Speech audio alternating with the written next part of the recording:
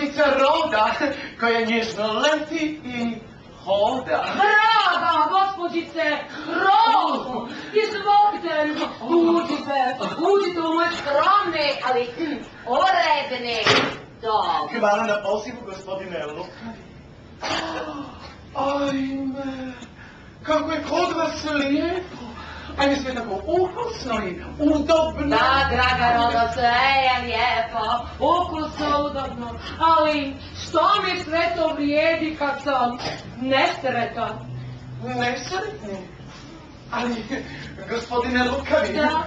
kako?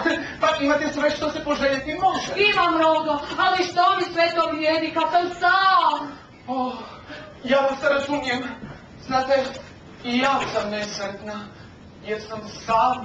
Draga, plemenita Rodo, Oh, nemojte više biti sami. da. Udajte se za mene, poženit ćemo se, bit ćemo sretni zauvijek. Ajme, gospodine Lukavi, vaša prosida došla je nenadano i vrlo me uzbudila.